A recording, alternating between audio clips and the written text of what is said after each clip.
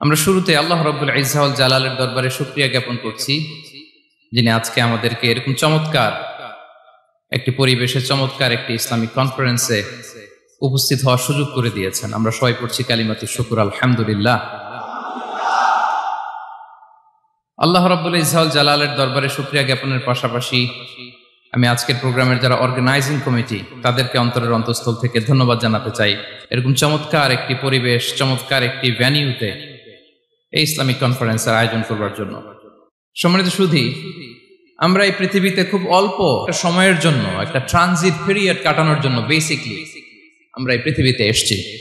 আমরা কি চিরকাল এই পৃথিবীতে থাকবো বলেন তো? না, একটা ট্রানজিট পিরিয়ডে আমরা এসেছি, আবার চলে যেতে হবে। এই যে আমাদের জীবন, এই জীবনের জন্য বিপদ, আপদ, পরীক্ষা, স্ট্রাগল এটা অনিবার্য, এটা হবে। বিপদ নাই, কষ্ট নাই, আপদ নাই, অনিশ্চয়তা নাই, স্ট্রাগল নাই, এমনকি কেউ আছে এখানে? কেউ কি হাত তুলে বলতে পারবেন যে হুজুর আমার জীবনে কোনো বিপদ নাই, অথবা আমার জীবনে কোনো দুঃখ নাই, কষ্ট নাই, কোনো স্ট্রাগল নাই, কোনো রিস্ক নাই? এরকম সৌভাগ্যবান কেউ আছেন এখানে? তাহলে জীবনের জন্য পরীক্ষা এটা অনস্বীকার্য, হবেই হবে পরীক্ষা। পৃথিবীর জীবনটাই এমন, এভাবেই এই লাইফকে ডিজাইন করা হয়েছে। পরীক্ষা থাকবে, এখানে বিপদ থাকবে, এগুলো উত্তীর্ণ হয়ে আপনাকে যেতে হবে। চিরসুখ চির শান্তি এটাই পৃথিবীতে হয় না। চিরসুখ এবং চির শান্তির জায়গা হচ্ছে জান্নাত। চিরসুখ এবং চির শান্তি কোথায়? এটা জান্নাতের বৈশিষ্ট্য। চিরসুখ চির শান্তি, টেনশন নাই, ঝামেলা নাই, পরীক্ষা নাই, বিপদ নাই, রিস্ক নাই, স্ট্রাগল নাই, এটা হচ্ছে দ্য ফিচার্স অফ জান্নাত, জান্নাতের ফিচার। কিন্তু সমস্যা বাদে তখন যখন জান্নাতের ফিচার আমরা দুনিয়ায় খুঁজি, যেটা পাবো আমরা জান্নাতে, এটা খুঁজি কোথায়? এই তখনই সমস্যা বাদে। And this is the main problem. এটাই বড় সমস্যা। এই সমস্যার সমাধান কোথায়, এটা নিয়ে আজকে আমি কিছু কথা অ্যাড্রেস করবো ইনশাআল্লাহ। তো তাহলে আসুন শুনি জান্নাতের ফিচার কি। জান্নাতের কমন একটা ফিচার হচ্ছে জান্নাতে there will be no sickness in paradise। জান্নাতে কোনো অসুস্থতা থাকবে না, চিরসুস্থ। সুবহানাল্লাহ পড়েন। চিরসুস্থ, চির সবল, কেউ অসুস্থ হবে না জান্নাতে। জান্নাত হবে অ্যান্টি এইজিং, জান্নাতে বয়স বাড়বে না কারো, চিরযৌবনা, চিরযুবক, অ্যান্টি এজিং। আপনারা জানেন যে বর্তমান পৃথিবীতে অ্যান্টি এজিং ক্রিম পাওয়া যায় না? ক্রিম, কথা বুঝতেছেন? অ্যান্টি এজিং ক্রিম পাওয়া যায়। তারা বলে এই ক্রিম মাখলে চামড়ায় ভাঁজ পড়ে না। এটার দাম আছে কিন্তু অনেক। অ্যান্টি এজিং ক্রিম লাগায়, শ্যাম্পু ইউজ করে, অ্যান্টি এজিং অয়েল আছে, এটা দিলে নাকি চামড়ায় ভাঁজ পড়ে না। ইভেন ভারতের অনেক বড় একজন ব্যবসায়ী মুকেশ আম্বানি, নাম শুনছেন না? যে তার ছেলের বিয়ে হয়ে গেল, তো এই মুকেশ আম্বানির স্ত্রী নীতা আম্বানি, সে কিছুদিন আগে এক বোতল গোল্ড ওয়াটার খেয়েছে, gold water, and it's cost $60,000।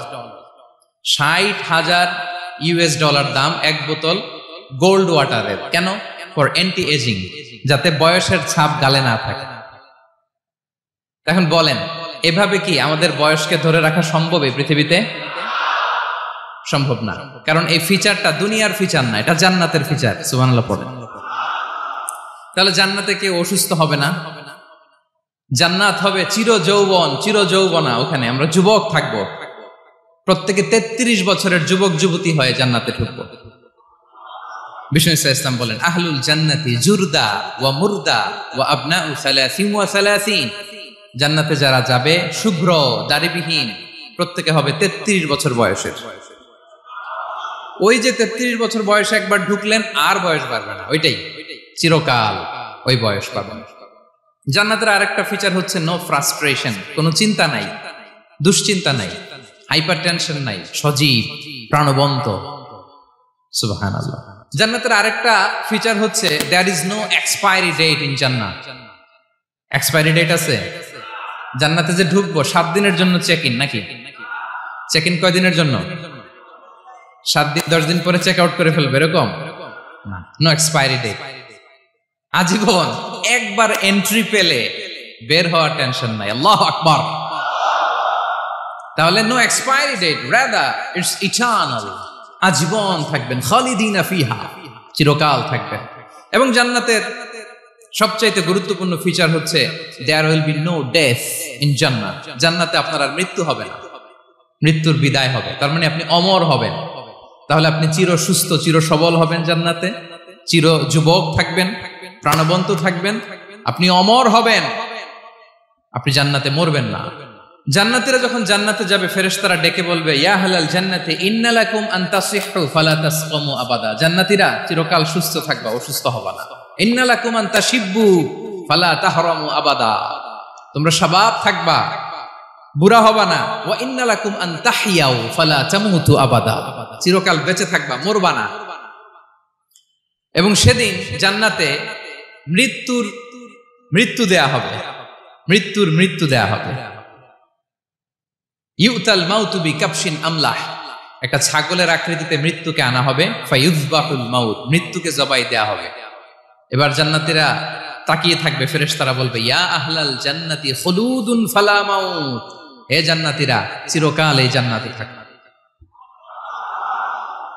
তাহলে জান্নাতের ফিচার পাইছেন।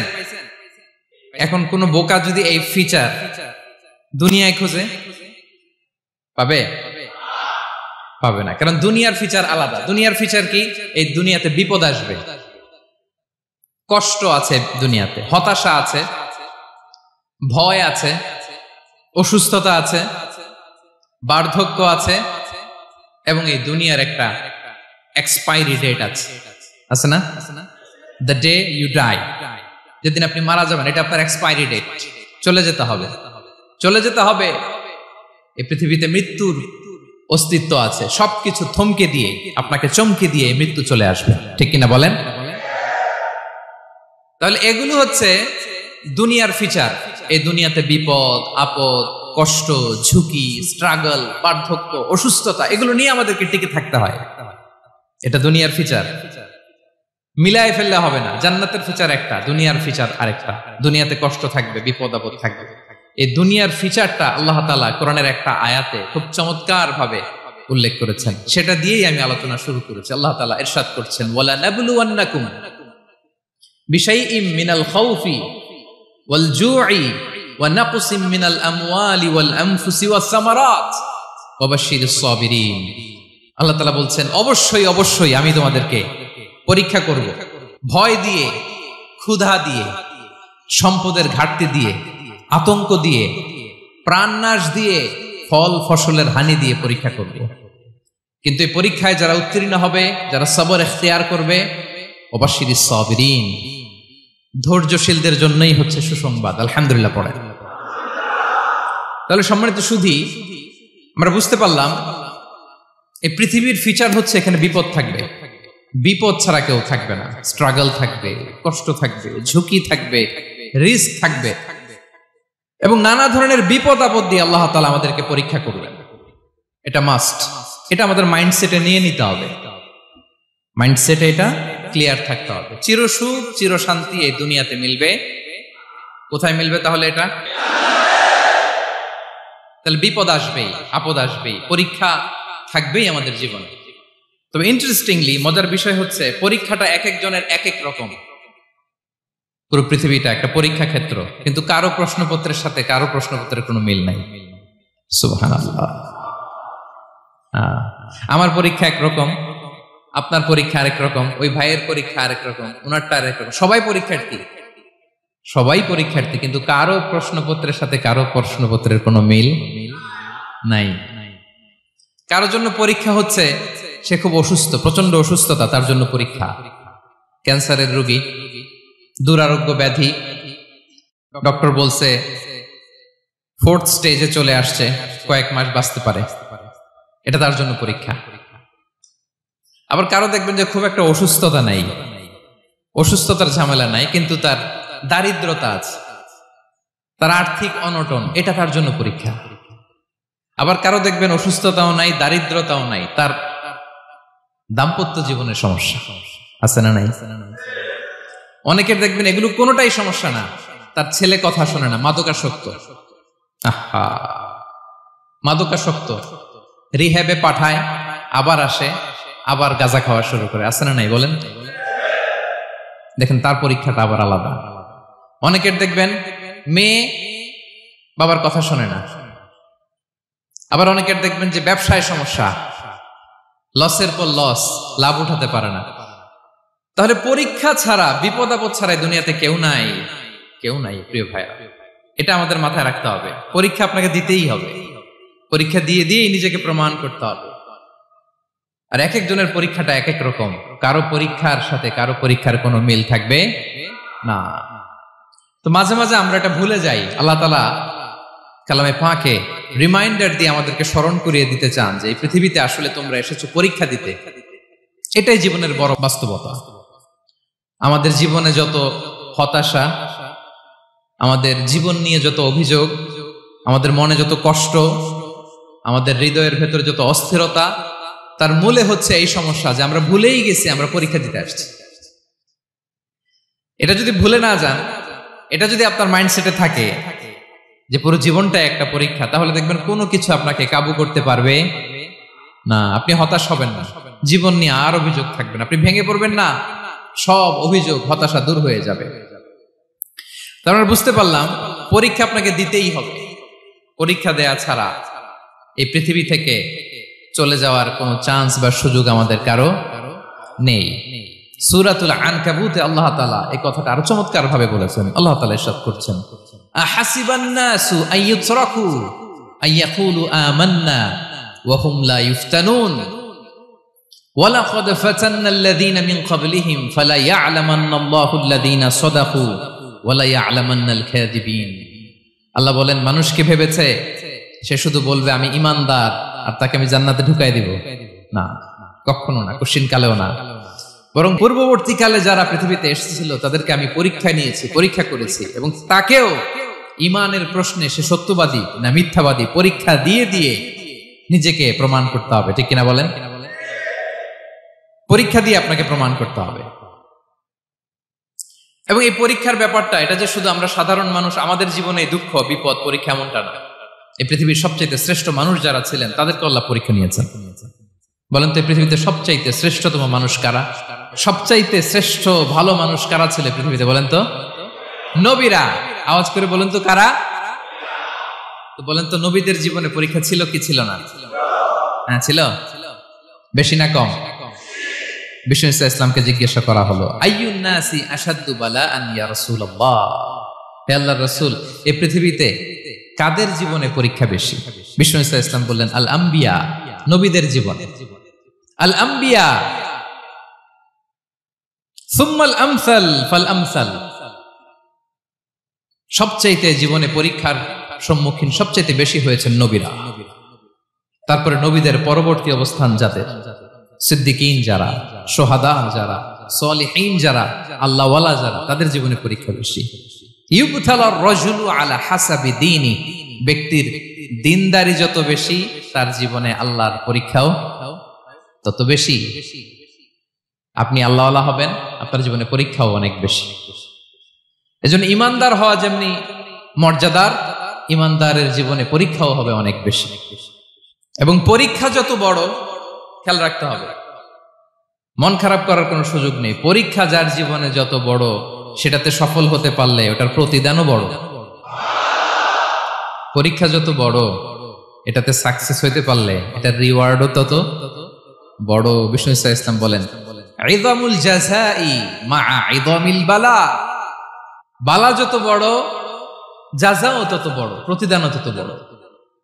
আপনারা নবীদের জীবনে যদি খেয়াল করেন, দেখবেন যেই নবীর জীবনে পরীক্ষা যত বেশি, সেই নবীর জীবনে সফলতাও তত বেশি।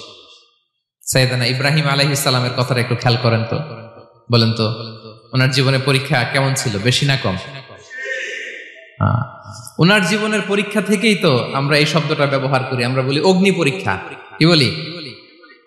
মানে আগুনে নিক্ষেপ করা হয়েছে সাইয়েদনা ইব্রাহিম আলাইহিস সালামকে, তাও স্বাভাবিকভাবে না, উলঙ্গ করে, নেকেট করে ওনাকে অপমানিত করবার জন্য ওনার গায়ের জামা কাপড় খুলে উলঙ্গ অবস্থায় আল্লাহর খলিল সৈয়দনা ইব্রাহিম আলাইহিস সালামকে অগ্নিকুণ্ডে নিক্ষেপ করা হয়েছিল। এরকম এক্সপিরিয়েন্স এই অডিটোরিয়ামের ভেতরে আমাদের কখনো হয়েছে? তাইলে সাধারণ মানুষের জীবনের পরীক্ষা আর নবীদের জীবনের পরীক্ষার মধ্যে পার্থক্য আছে না নাই? ওই পরীক্ষায় উনি পাশ করে ফেললেন। ৮৬ বছর পর্যন্ত আল্লাহর কাছে দোয়া করলেন, আল্লাহ আমাকে একটা নেককার সন্তান দাও। আল্লাহ সন্তান দেয় না। ৮৬ বছর পরে আল্লাহ তাআলা সাইয়েদনা ইব্রাহিম আলাইহিস সালাম এবং হাজারের ঘরকে উজালা করে সন্তান দিলেন। সাইয়েদনা ইসমাঈল আলাইহিস সালাম পৃথিবীতে আসলেন কত বছর বয়সে? ৮৬ বছর বয়সের এখানে কেউ আছেন? হ্যাঁ, আছি আমরা? কেউ নাই। ৮৬ বছর বয়সে প্রথম সন্তান পেয়েছে। তাদের ঘরকে উজালা করে আল্লাহর নবী সাইয়েদনা ইসমাঈল আলাইহিস সালাম আসলেন। এবার আল্লাহ বললেন, যাও স্ত্রীকে আর এই কলিজার টুকরা সন্তানকে থাকো তো প্যালেস্টাইনে, প্যালেস্টাইন থেকে ১৫০০ কিলোমিটার দূর দ্য ব্যারন ল্যান্ড, ওই মক্কার ধুধুমরু প্রান্তরে রেখে আসো, যেখানে কেউ নাই, মানুষ নাই, গাছ নাই, পাখি নাই, পানি নাই, যাও রেখে আসো। আচ্ছা বলেন তো, ৮৬ বছর পরে যে লোকটা সন্তান পেল, বুঝে শুনে উত্তর দিয়েন, ৮৬ বছর পরে যে লোকটাকে আল্লাহ তাআলা সন্তান দিল, তার হৃদয়ে ওই সন্তানের জন্য মায়া বেশি না কম? এমনি তো আমাদের প্রথম সন্তানের হিস্ট্রিটা একটু খেয়াল করেন তো। প্রথম আমাদের যে মেয়ে হয়েছিল বা যাদের ছেলে হয়েছিল, তার প্রতি আদর, সোহাগ, দরদ, ভালোবাসা, আল্লাহ কত ছিল। আর ৮৬ বছর বয়স আল্লাহ তাআলা ওনাকে সন্তান দিলেন, দিয়ে বললেন যাও হাজারকে আর ইসমাঈলকে মক্কার ধুধুমরু প্রান্তরে রেখে আসো। আল্লাহ তাআলা বলতে দেরি, চলে যেতে দেরি নাই, মুহূর্তে উনি রওনা হয়ে গেলেন। সুবহানাল্লাহ পড়বেন না? রেখে আসলেন মক্কার ধুধুমরু প্রান্তরে। এবার আল্লাহ বললেন, যাও রিটার্ন ব্যাক টু প্যালেস্টাইন, প্যালেস্টাইনে চলে যাও। চলে গেলেন, হৃদয়টা ভেঙে খান খান। অনেক বছর পরে আল্লাহ তাআলা আবার অনুমতি দিলেন, যাও এবার ছেলেকে দেখে আসতে পারো, যাও প্যালেস্টাইন থেকে আবার মক্কায় যাও। সাইয়েদনা ইব্রাহিম আলাইহিস সালাম প্যালেস্টাইন থেকে আবার ১৫০০ কিলোমিটার পথ পাড়ি দিয়ে, এখনকার মতো ফ্লাইটে যায় নাই, গাড়িতেও না, উটে করে। কিসে করে? উনি যে কতবার মক্কা থেকে ফিলিস্তিন এসেছেন আর গিয়েছেন, কোন ইয়ত্তা নাই, হিসাব নাই। গেলেন, এবার ছেলেটা হাঁটতে পারে, দৌড়াতে পারে, একটু একটু কথা বলতে পারে, আব্বু আব্বু ডাকতে পারে। কেমন মায়া লাগে বলেন তো? মায়া ভালোবাসায় যখন টইটম্বুর, ঠিক ওই মুহূর্তে আল্লাহ বললেন, ছেলেকে জবাই করো, জবাই করো ছেলেকে। আল্লাহ তাআলা বলতে দেরি করেছেন, আল্লাহর আদেশ পালনে ১ সেকেন্ডও তিনি দেরি করেন নাই। ছুরি চালালেন, জান্নাত থেকে দুম্বা নিয়ে আসা হলো। এভাবে আল্লাহর নবী ইব্রাহিম আলাইহিস সালাম ওনার জীবনের প্রতিটি ক্ষেত্রে যেখানে আল্লাহ তাআলা ওনাকে পরীক্ষা নিয়েছেন, উত্তীর্ণ হয়েছেন। এবং দেখেন ওনাকে আল্লাহ তাআলা কি উপহার দিলেন। আল্লাহ তাআলা ওনাকে খলিলুল্লাহ উপাধি দিলেন, আল্লাহর বন্ধু। সুবহানাল্লাহ বলেন। আল্লাহ তাআলা বলছেন, ওয়া ইযিবতালা ইব্রাহিম রাব্বুহু বিকালিমাতিন ফাআতাম্মাহুন ক্বালা ইন্নী জাঈলুকা লিন-নাসি ইমামা। আল্লাহ অনেকগুলো পরীক্ষা নিয়েছিলেন সাইয়েদনা ইব্রাহিম আলাইহিস সালাম, প্রতিটা পরীক্ষায় সাকসেসফুলি পাস করেছেন, গোল্ডেন এ প্লাস। আল্লাহ বলেন, ইন্নী জাঈলুকা লিন-নাসি ইমামা, I'm gonna make you the leader for the entire human being. I'm gonna appoint you as a leader for the entire universe. গোটা বিশ্বের জন্য, গোটা মানবতার জন্য আমি তোমাকে লিডার বানায় দিলাম। ইযামুল জাযাই মা'a ইযামিল বালা। পরীক্ষা যত বড়, ওই পরীক্ষায় পাশ করলে ওইটার ফলাফল ও প্রতিদানও বড়। তাহলে দেখেন প্রিয় ভাইরা, সাইয়েদনা ইব্রাহিম আলাইহিস সালামের জীবনে পরীক্ষার কোনো শেষ ছিল না। আমি আপনি কোথায়? আল্লাহর খলিলের জীবনে যদি এত পরীক্ষা থাকতে পারে, আমি আপনি কোথায় বলেন তো? এবার বলেন, সাইয়েদনা মূসা আলাইহিস সালাম, ওনার জীবনে তো কোনো পরীক্ষার ছিল না। হ্যাঁ, গুণে শেষ করতে পারবেন? জন্মটাই তো হয়েছে পরীক্ষার মধ্য দিয়ে। মিশরের ছেলে সন্তান হইলে ফেরাউন বলছে জবাই করো, ওনার মা এরকম সিন্ধুকে করে ভাসায় দিলেন নীল নদীতে। আল্লাহু আকবার! কি একটা রোমাঞ্চকর পরিস্থিতির মধ্য দিয়ে আল্লাহ তাআলা ওনাকে বাঁচালেন। সুবহানাল্লাহ। জন্মই হয়েছে পরীক্ষার মধ্যে দিয়ে। বড় হইলেন, ফেরাউনের ভয়ে দেশ ত্যাগ করলেন, মিশর থেকে মাদিয়ান। আবার আল্লাহর আদেশে যখন ফিরে আসলেন, আবার ফেরাউনের সাথে তর্ক বিতর্ক, যুদ্ধ। একটা রাত আল্লাহ নবী মুসা আলাইহিস সালাম শান্তি মতো মিশরে ঘুমাতে পারে নাই একটা রাত। শেষ পর্যন্ত এই ফেরাউন মুসা আলাইহিস সালামকে ধাওয়া করেছে, ফেরাউনের ধ্বংসের আগ পর্যন্ত সে মুসা আলাইহিস সালামকে ধাওয়া করেছে। তার মানে মুসা আলাইহিস সালাম এই বিপদ আপদ পরীক্ষা এগুলো থেকে মুক্তি পান নাই। এবার বলেন ঈসা আলাইহিস সালামের কথা, ওনার জীবনে তার পরীক্ষা ছিল না? কি পরীক্ষা ছিল? হ্যাঁ, আল্লাহু আকবার। Same scenario goes to the biography of every messenger in the world. পৃথিবীর সব নবীর ক্ষেত্রে একই ঘটনা ঘটেছে। সাইয়েদনা ঈসা আলাইহিস সালাম দাওয়াত যখন দিলেন, ওনার বিরোধিতা শুরু হলো, ওনাকে হত্যার ষড়যন্ত্র হলো, ইভেন কি ওনাকে মারার জন্য বনি ইসরায়েলেরা উদ্ধত হলো, জানে বাঁচবার জন্য পালালেন, এক ঘরে ঢুকলেন, চারদিক দিয়ে ঘেরাও করলো, উনি দরজা জানালা লাগাই দিলেন। ওরা বললো একজন দরজা ভেঙে জানালা ভেঙে ভিতরে ঢুকে দেখো বেটা ঈসা কি করে। একজন ভিতরে ঢুকছে, ঢুকার সাথে সাথে বাল রাফাআহুল্লাহু ইলাইহি, আল্লাহ তাআলা ঈসা আলাইহিস সালামকে উপরে উঠায় নিল। আর যেই লোকটাকে তারা ভিতরে ঢুকালো তার চেহারাকে আল্লাহ তাআলা ঈসা আলাইহিস সালামের চেহারার মতো করে দিলেন। এবার তার বাইরের সাথীরা বলে ঘটনা কি, বেটা ঈসাও বেরোয় না, আমাদের লোকটাও বেরোয় না, সবাই ঢুক।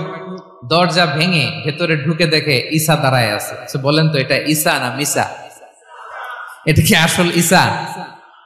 ওমা কতালু ওমা সলাবু ওয়ালাকিন শুব্বিহা লাহুম। আল্লাহ বলে তোমরা আমার নবী ঈসাকে হত্যাও করতে পারো নাই, শুলেও চড়াতে পারো নাই, আমি সেফটি সিকিউরিটি দিয়ে আমার নবী ঈসা আলাইহিস সালামকে আকাশে তুলে নিয়েছি। তাহলে ওনার জীবনে পরীক্ষার শেষ ছিল না। এবার যদি আমরা বিশ্বনবী সাল্লাল্লাহু আলাইহি ওয়াসাল্লামের জীবনের দিকে তাকাই, ওনার জীবনটা দেখেন তো। আমাদের পেয়ারা নবী বিশ্বনবী মুহাম্মদুর রাসূলুল্লাহ সাল্লাল্লাহু আলাইহি ওয়াসাল্লাম, ওনার জীবনে কি স্ট্রাগল ছিল? স্ট্রাগল। মাক্কি জীবনের কথা যদি একটু খেয়াল করেন, দেখেন তো 3 বছর শিয়াবে আবি তালেবে জেল খেটেছেন, না খেয়েছিলেন। ওনার বংশের লোকেরা প্রথমে ছাগল খেয়েছে, ছাগলগুলো যখন শেষ, ছাগলের চামড়াগুলো শুকিয়ে ওইটা খাইছে। গাছের পাতা ছাল এগুলো খেয়ে খাবারের অভাবে বেহুশ হয়ে পড়ে থাকতো তারা, না খেয়ে। না খেয়ে কয়দিন ছিলেন আপনি? আমি কয়দিন ছিলাম না খেয়ে? মনেই তো পড়ে না, না খেয়েছিলাম কিনা কোনোদিন। এ হচ্ছে মাক্কি জীবন। মেন্টালি প্রেসার দেয়া হয়েছে।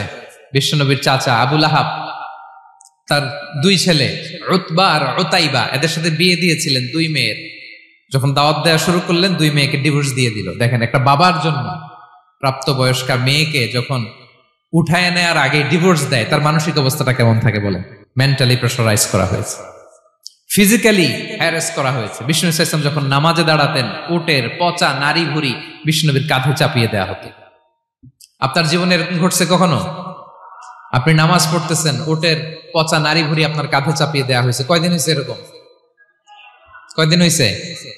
হ্যাঁ, তারপরে তো আলহামদুলিল্লাহ বেরোয় না মুখ দিয়ে।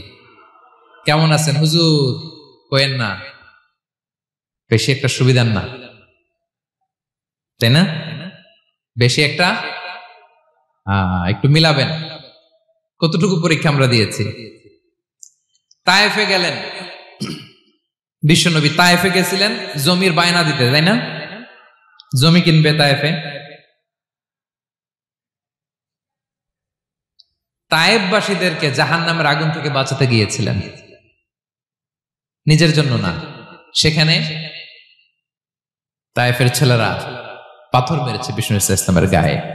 এত শুভ্র দেহ ছিল, চেহারা ছিল, বিষ্ণুনবীর গা দিয়ে ঝরঝর করে রক্ত ঝরেছে। ফিজিক্যাল হ্যারাসমেন্টের শিকার হয়েছেন বিষ্ণু ইসলাম। যখন যেদিন বিষ্ণু ইসলামকে হত্যার ষড়যন্ত্র করা হলো, আল্লাহ তাআলার আদেশে তিনি মক্কা থেকে মদিনায় হিজরত করলেন। মদিনাতে যে একটা রাত, 7ম হিজরির আগ পর্যন্ত শান্তিতে ঘুমাতে পারেন নাই। 3 দিকে 3 ইহুদি বসতি, বনু কাইনুকা, বনু নদীর, বনু কুরাইজা।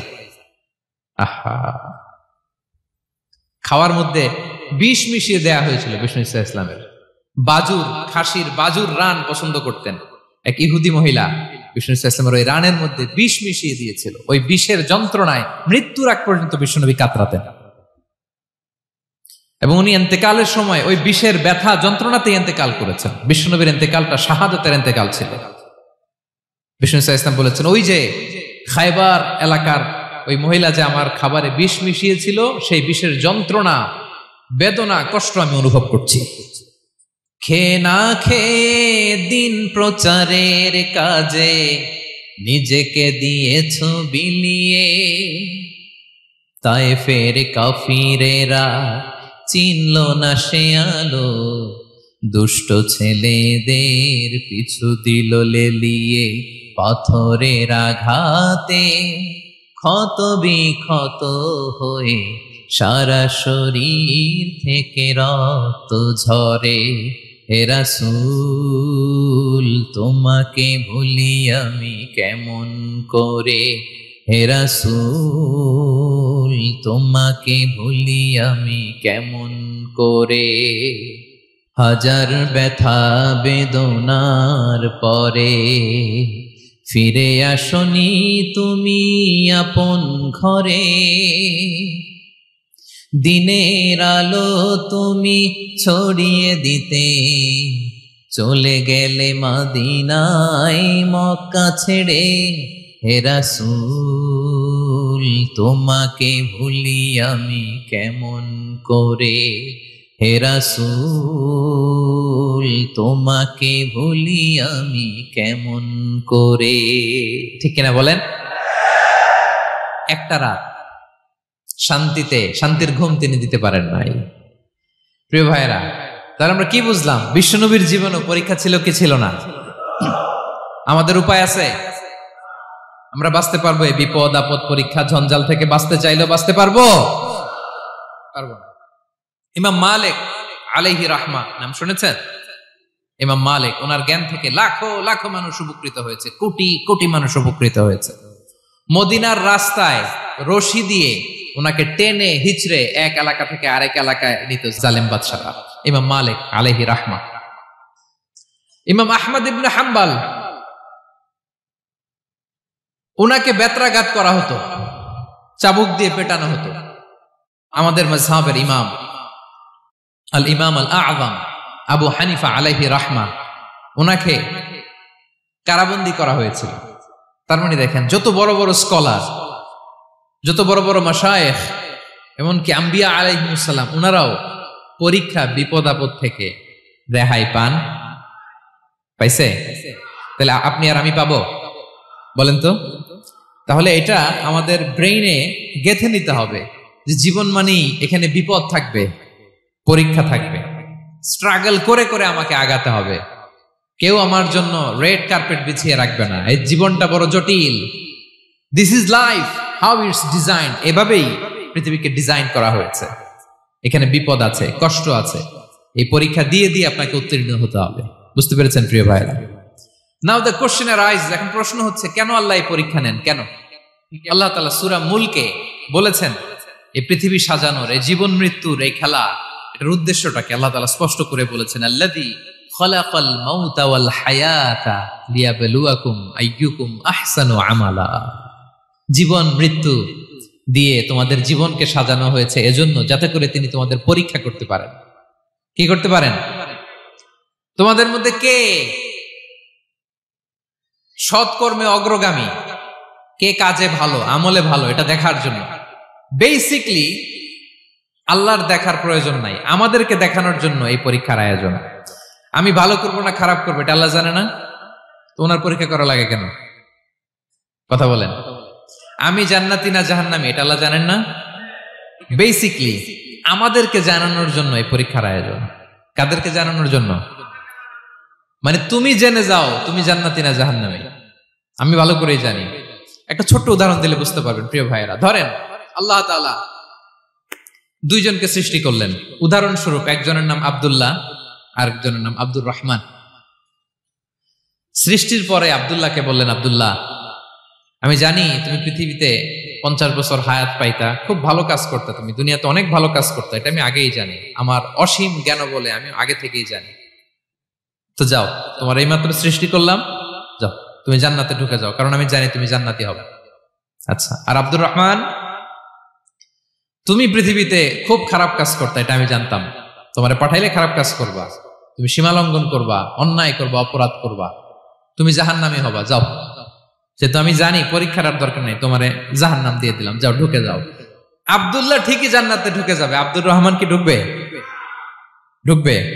সে বলবে আল্লাহ এইমাত্র আমারে বানাইলেন, এইমাত্র আপনি আমাকে সৃষ্টি করলেন, সৃষ্টি করেই বলতেছেন তুমি জাহান্নামে যাও, আর বলতেছেন আমি জানি দুনিয়াতে পাঠালে তুমি খারাপ কাজ করবা, তুমি জাহান্নামী হবা, পাঠানোর আর কি দরকার, আগে থেকে জাহান্নামে যাও। আল্লাহ আপনি জানলে জানতে পারেন, আমি তো জানি না। ঠিক কিনা বলেন? সে বলবে না আল্লাহ আপনি ভুল বলতেছেন, এই দুনিয়াতে পাঠাইলে আমি খুব ভালো কাজ করতাম, আমি সীমা লঙ্ঘন করতাম না, নামাজ পড়তাম, রোজা রাখতাম, হজ করতাম, যাকাত দিতাম, সাদাকা করতাম, চ্যারিটি করতাম, জনকল্যাণকর সব ভালো কাজগুলো আল্লাহ আমি করতাম। এজন্য আল্লাহ তাআলা পরীক্ষার আয়োজন করেছেন, যাতে করে তুমি জেনে যাও যে পৃথিবীতে তুমি কি করেছো। এখন আর আল্লাহকে এক্সকিউজ দেওয়ার সুযোগ নেই। আচ্ছা বলেন তো, আবু জাহেলকে যদি আল্লাহ এখন কিয়ামতের দিন বলে আবু জাহেল go to the hell fire, আবু জাহেলের কিছু বলার সুযোগ আছে? কারণ ও দুনিয়াতে কি করে আসছে এটাও জানে না। ফেরাউনকে ডেকে যদি আল্লাহ বলে ফেরাউন তুমি জাহান্নামে যাও, go to the hell fire, ওর কি কোনো এক্সকিউজ দেওয়ার সুযোগ আছে? বলেন, সুযোগ আর আছে? কারণ তুমি দুনিয়াতে কি করেছো তোমার চেয়ে ভালো কেউ আর জানে। পৃথিবীতে এই পরীক্ষার এই আয়োজনের সবচাইতে বড় উদ্দেশ্য হচ্ছে যাতে করে আমরা দেখে যাই যে আমরা কি কাজ করছি। কেউ যখন পরীক্ষা দেয় প্রিয় ভাইরা, ওই পরীক্ষায় কত পাবে তার একটা হিসাব আছে না? বলেন, আপনি গণিত পরীক্ষা দিয়ে আসছেন, যে 100-তে 100 পাবে সে বলতে পারে আমার সব অঙ্ক হয়েছে, ঠিক কিনা বলেন? আর যে লাড্ডু গুড্ডু বুঝছেন তো, কিছুই পারে নাই, ঘোড়ার ডিম, তারও একটা হিসাব আছে যে সে কিছুই লিখে আসতে পারে নাই। তাই পৃথিবীতে এই পরীক্ষার আয়োজনের প্রধানতম কারণ হচ্ছে যাতে করে আমরা বুঝে যেতে পারি যে আমরা কোথায় যাব, জান্নাতে না জাহান্নামে।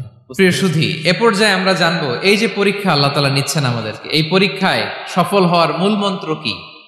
কোরআনে বিভিন্ন আয়াতে এই পরীক্ষার কথা বলা হয়েছে এবং এই পরীক্ষার সফলতার মূল মন্ত্রও কোরআনে ঘোষিত হয়েছে। আলহামদুলিল্লাহ বলেন। যে আয়াত দিয়ে আমি শুরু করেছি এই আয়াতে আল্লাহ তাআলা বলেছেন ওয়াবাশশিরিস সাবিরিন, নবী হে ধৈর্যশীলদেরকে আপনি সুসংবাদ দিন, ধৈর্যশীলদেরকে সুসংবাদ দিন। তার মানে বিপদে ধৈর্য ধারণ করতে হবে প্রিয় ভাইরা। ইন্নামাস সাবরু ইনদা সাদামাতিল উলা, বিপদে আমরা অনেক সময় প্যানিক হয়ে যাই, অস্থির হয়ে যাই, কি করব, হতাশ না। মুমিনরা হতাশ হয় না, ধৈর্য ধারণ করে। কি করে? ধৈর্য ধারণ করার শক্তি দাও গো মেহেরবান আমায়, দাও গো মেহেরবান। পড়েন, ধৈর্য ধারণ করার শক্তি দাও গো মেহেরবান আমায়, দাও গো মেহেরবান। সবাই বলুন একসাথে, ধৈর্য ধারণ করার শক্তি দাও গো মেহেরবান আমায়, দাও গো মেহেরবান। বুকের ভেতর ব্যথার নদী বইছে অবিরাম, বইছে অবিরাম। পড়ুন, ধৈর্য ধারণ করার শক্তি দাও গো মেহেরবান আমায়, দাও গো মেহেরবান। পড়েন আমিন। আল্লাহ যেন বিপদে আমাদেরকে ধৈর্য ধারণ করার তৌফিক দান করে। প্রিয় ভাইয়েরা, ধৈর্য এটা এমন একটা গাছ যে গাছের সারা গায়ে কাটা, কিন্তু এই গাছের ফলটা বড় সুস্বাদু। আই রিপিট, আমি আবারও বলছি, ধৈর্য এটা এমন একটা গাছ যে গাছের সারা গায়ে কাটা, কিন্তু ফলটা বড় মিষ্টি, ফলটা বড় সুস্বাদু। সবাই ধৈর্য ধারণ করতে পারে না। বিষ্ণু ইসলামকে আল্লাহ তাআলা নানা সময় আশ্বস্ত করেছেন, সান্ত্বনা দিয়েছেন, আর ধৈর্যের বাণী শুনিয়েছেন। আল্লাহ বলেন ফাসবির কামা সাবারা উলুল আজমি মিনার রাসূল, নবী হে আপনার আগে দৃঢ় প্রত্যয়ী নবীরা যেরকম ধৈর্য ধারণ করেছে আপনিও ধৈর্য ধারণ করুন। সূরাতুল মুজাম্মিল আল্লাহ তাআলা বলছেন ওয়াসবির আলা মা ইয়াকুলুনা ওয়াহজুরহুম হাজরান জামিলা, ওরা যাই বলুক আপনি ধৈর্য ধারণ করুন, ওদের কথাকে ইগনোর করুন। Just ignore what they are saying to you, যা বলে আপনি জাস্ট ইগনোর করেন। ওরা বিষ্ণু ঈসা ইসলামের মনোবলকে ভেঙে দেওয়ার জন্য কখনো বিষ্ণু ঈসা ইসলামকে কবি বলে গালি দিত। কবি কি বলতো? শায়ের। কখনো বলতো মজনুন, পাগল। নাউজুবিল্লাহ পড়বেন না? পাগল বলে গালি দিত। মাঝে মাঝে বলতো কাহিন, গণক। মাঝে মাঝে বিষ্ণু ঈসা ইসলামকে তারা বলতো আবতার, লেস কাটা, মুহাম্মদ তোমার ছেলে নাই, তোমার বংশ নির্বংশ হয়ে গেছে, তোমার নাম নেয়ার মতো কেউ নাই। আহা, কপাল পোড়া। গোটা বিশ্বব্যাপী বিষ্ণু ঈসা ইসলামের সুনাম সুখ্যাতি ছড়িয়ে দিয়েছে কে? আকাশ বাতাস মাড়িয়ে, সাত আকাশ ছাড়িয়ে আল্লাহর আরশ পর্যন্ত আল্লাহ তাআলা বিষ্ণু নবীর সুনাম সুখ্যাতিকে সুউচ্চ করেছেন, ঠিক কিনা বলেন? ইগনোর করুন, আপনাকে কবি বলে, গণক বলে, আপনাকে পাগল বলে, আপনাকে লেসকাটা বলে, জাস্ট ইগনোর দেন। বর্তমান সময়েও নানা ধরনের ট্যাগ আমাদেরকেও দেয় কি দেয় না বলেন? দেয়। আমাদেরকে কি বলে? মৌলবাদী বলে, বলে বলে ওই যে রাজাকার বলে। রাজাকার রাজাকার খেলার দিন শেষ। মন মতো হইলে মুক্তিযোদ্ধা, মন মতো না হইলে রাজাকার, এই দিন শেষ। ওই দিন আর নাই, এই কার্ড দিয়ে আর খেলার দিন নাই। এগুলো মানুষ আর খায় না এখন, এগুলো গিলে না আর। সাধারণ মানুষ বড্ড সচেতন। দেখেন, কালের বিবর্তনে, সময়ের আবর্তনে একই পরিক্রমা আমাদেরকেও ট্যাগিং করে, আমাদেরকে মৌলবাদী বলে, ব্যাকডেটেড বলে, রাজাকার বলে, জঙ্গি বলে, যুদ্ধাপরাধী বলে। আছে না এরকম? ওয়াসবির আলা মা ইয়াকুলুন, নিজের সাথে মিলায় নেন, যা বলে ধৈর্য ধারণ করো। ওয়াহজুরহুম হাজরান জামিলা, জাস্ট ইগনোর দেন, ভালোভাবে ইগনোর করেন, খালাস, সালাম দিয়ে কেটে পড়েন। তাহলে প্রিয় ভাইরা, এই বিপদ আপদ আমাদের পিছু ছাড়বে না, পিছু ছাড়বে না। নবীদের পিছু ছাড়ে নাই, আমরা কোথায়? আমরা আর কি? বিপদ আমাদেরকে ধৈর্য ধারণ করতে হবে, মনোবল হারাইলে হবে না।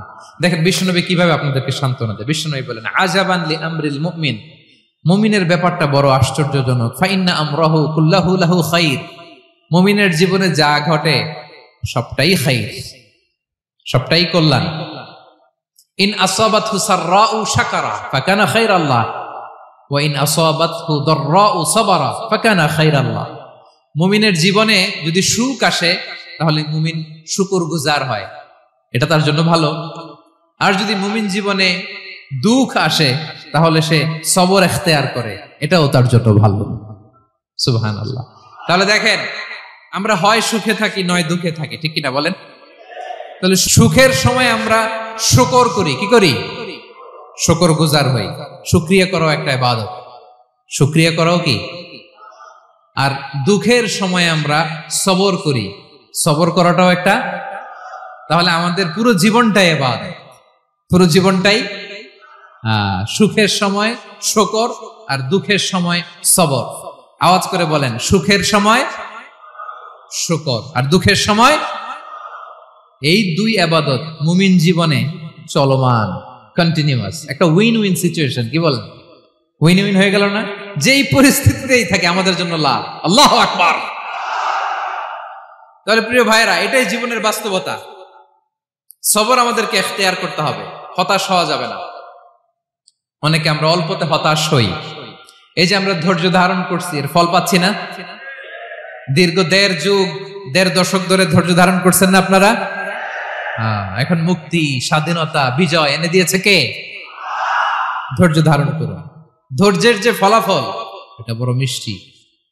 ধৈর্য এমন একটা গাছ, এই গাছের সারা গায়ে কাটা, কিন্তু এর ফলটা বড় সুস্বাদু, এর ফলটা বড় মিষ্টি। ধৈর্য ধারণ করার অভ্যাস করতে হবে প্রিয় ভাইরা।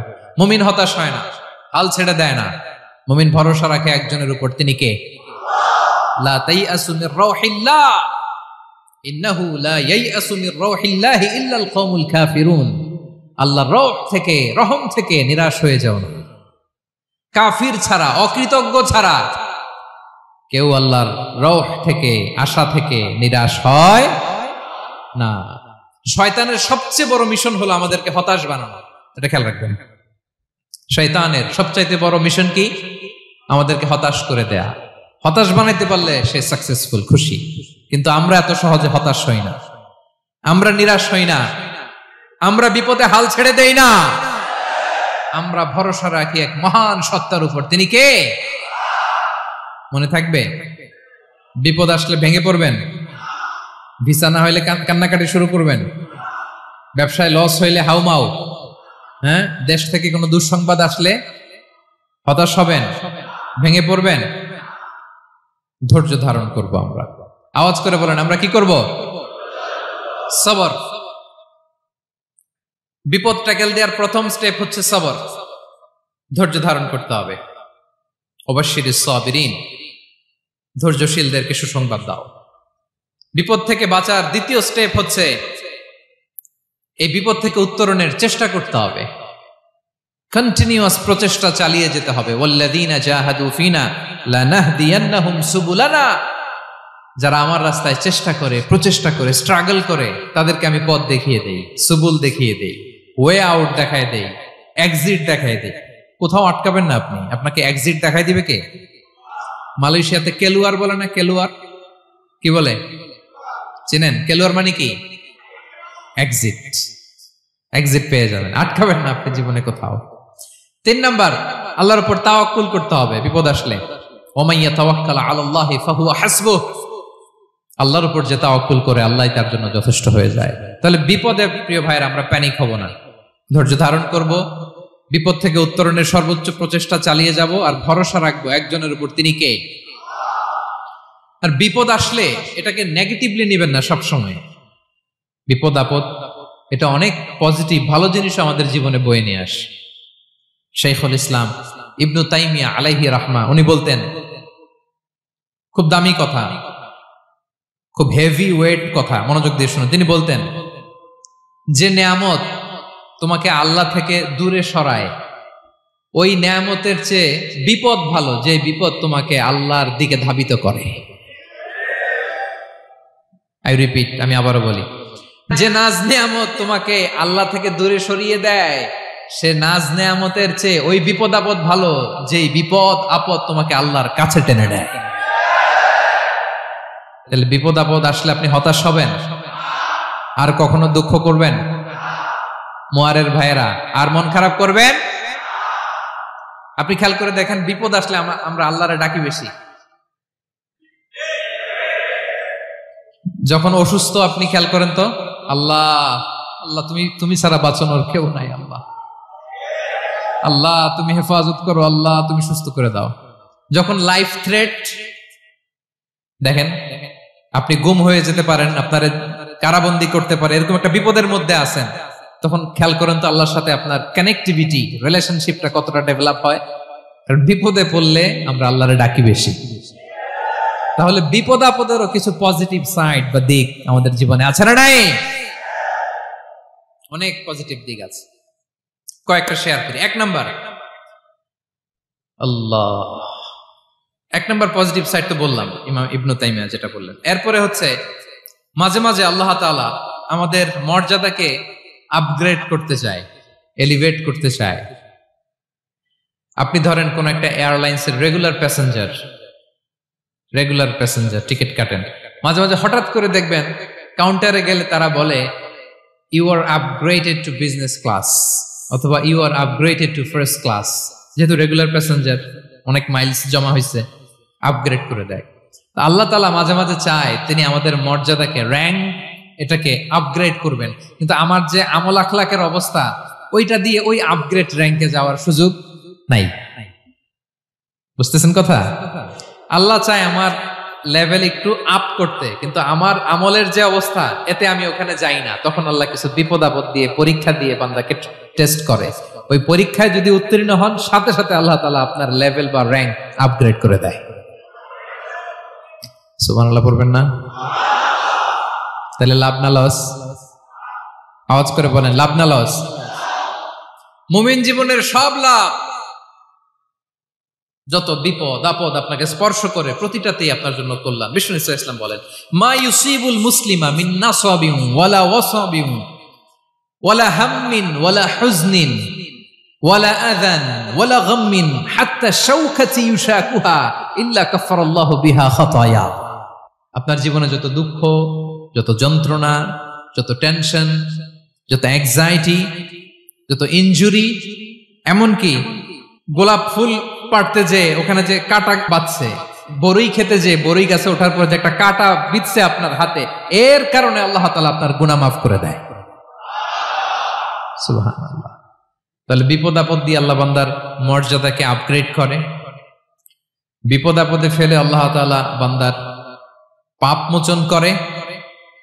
বিপদ আপদ দিয়ে আল্লাহ তাআলা বান্দার শাস্তি মওকুফ করে। এমন পাপ করছেন এটার জন্য শাস্তি বরাদ্দ হয়ে গেছে, কিন্তু আল্লাহ তাআলা ওই শাস্তি থেকে মাঝে মাঝে আপনাকে বাঁচাতে চায়, তখন কিছু বিপদ দিয়ে বান্দারে পরীক্ষা করে। উত্তীর্ণ হলেই আল্লাহ তাআলা ওই শাস্তিকে মওকুফ করে দেয়। তাহলে আসুন সামারি করি, পুরো আলোচনাটার সামারি করি। 1 নম্বর সামারি হচ্ছে বিপদ আপদ, পরীক্ষা, স্ট্রাগল, কষ্ট, এটা সুন্নাতুল্লাহি ফিদ দুনিয়া। এই দুনিয়ায় আল্লাহর সুন্নাত, এর বাইরে কেউ যেতে পারে না, ইভেন নট দ্য মেসেঞ্জার্স, নবীরাও না।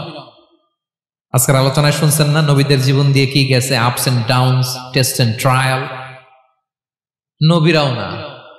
তাহলে এটা আমাদের মাইন্ডসেটের সাথে সেট আপ করে নিতে হবে যে অতীতে, বর্তমানে, ভবিষ্যতে বিপদ আপদ মুক্ত এই পৃথিবীতে কেউ থাকবে না। পারবেন? হ্যাঁ, এটা মাইন্ডসেটে নিয়ে নিতে হবে যে এটাই জীবন, বিপদ আপদ দিয়ে আল্লাহ পরীক্ষা করবেন। এটাই পৃথিবী, চির সুখ চির শান্তি এই পৃথিবীতে খুঁজলেই পাওয়া যায় না। শুরুতে বলছিলাম না, চির সুখ চির শান্তি। বলেন তো এটা কি দুনিয়ার ফিচার না জান্নাতের ফিচার? জান্নাতের ফিচার দুনিয়ায় খুঁজলে পাওয়া যাবে? যাবে না। তাহলে আজকের আলোচনার 1 নম্বর লেসন হচ্ছে বিপদ আপদ এটা সুন্নাতুল্লাহি ফিদ দুনিয়া। এই দুনিয়া আল্লাহর সুন্নাত, এটা থেকে মুক্তি পাওয়ার কোনো সুযোগ নাই, নবীরাও পায় নাই। 2 নম্বর লেসন, বাঁচার যেহেতু সুযোগ নাই, we have to face it with patience, intellect and tawakkul. বিপদে অস্থির হওয়া যাবে না, এটাকে ফেস করতে হবে উইথ পেশেন্স, ধৈর্যের সাথে। বিপদ আমরা মোকাবেলা করব কিসের সাথে? ধৈর্য। প্যানিক হবেন না, অস্থির হবেন না, ধৈর্য ধারণ করবেন। উইথ ইন্টেলেক্ট, আল্লাহর দেয়া আপনার ইন্টেলেক্ট খাটিয়ে এই বিপদ উত্তরণের সর্বান্তকরণের চেষ্টা প্রচেষ্টা আপনার চালায় যেতে হবে। আর সবশেষে আত-তাওয়াক্কুল আলাল্লাহ, ডিপেন্ডিং অন আল্লাহ, ভরসা করব কার উপর? আল্লাহর উপর। পারা যাবে তো? আচ্ছা, 2টা লেসন গেল। 3 নম্বর লেসন হচ্ছে আমাদের ছেলে মেয়েদেরকে we have to educate our child regarding the test and trial in this dunya. দুনিয়ার এই বিপদ আপদের ব্যাপারে আমাদের ছেলে মেয়েদেরকে শেখাতে হবে, বুঝাতে হবে। ওরা ছোট মানুষ তো অস্থির হয়ে যায়, আব্বু আমার সাথে কেন এমন হয়, আমারই শুধু পেন্সিল চুরি হয়, আমারই শুধু এটা হয়, আমি পরীক্ষায় খারাপ করি, আমি ব্যথা পাই, আমার এই আমার সেই। ছোট মানুষ তো বুঝে না। ওরা বুঝাইতে হবে যে বাবা, this is the essence of life, এটাই জীবন, এটাই কি এই লাইফ হ্যাকস গুলো তাদেরকে শেখাইতে হবে। ডোন্ট বি প্যানিক, প্যানিক হওয়া যাবে না। This is how life is design, এটাই জীবন, বিপদ আপদ আসবে, এটাকে মেনে নিতে হবে, ছেলে মেয়েদেরকে শিখাইতে হবে, তাহলে তারাও প্যানিক হবে না। পারবেন তো ইনশাআল্লাহ? আচ্ছা, 4 নম্বর লেসন হচ্ছে যেটা আমরা জানলাম, এই বিপদ আপদ সবসময় আমাদের জন্য খারাপ না। সামটাইমস ইট ব্রিংস খায়ের for us if dealt properly. ঠিক মতো বিপদকে ডিল করতে পারলে এটা আসলে আমার জন্য আখেরে কল্যাণই বয়ে নিয়ে আসে। কি বলেন, তাই না? কল্যাণ বয়ে নিয়ে আসে। সব শেষ কথা হলো আমরা যেন এই বিপদগুলোকে প্রপারলি ডিল করতে পারি, আমরা যেন সবর ইখতিয়ার করতে পারি। আল্লাহর কাছে চাইতে হবে, দোয়া করতে হবে, কারণ তৌফিক দেওয়ার মালিক কে? আল্লাহর কাছে যেন আমরা কায়মনোবাক্যে প্রার্থনা করতে পারি, আল্লাহ এই বিপদকে যেন আমরা ডিল করতে পারি উইথ সাবর, উইথ ইন্টেলেক্ট, উইথ তাওয়াক্কুল। আসল হাতিয়ার হচ্ছে এটা, দোয়া। আল্লাহর কাছে চাইবেন, মনোযোগের সাথে চাইবেন, আন্তরিকতার সাথে চাইবেন। উদুল্লাহ ওয়া আনতুম মুকিনুনা বিল ইজাবা। বিষ্ণু বলেন এমন ভাবে চাও যেন তুমি অনেকটা কনফার্ম যে তোমার দোয়া আল্লাহ কবুল করবেনই, এমন ভাবে চাও। অনেকে রোবোটিক দোয়া করে।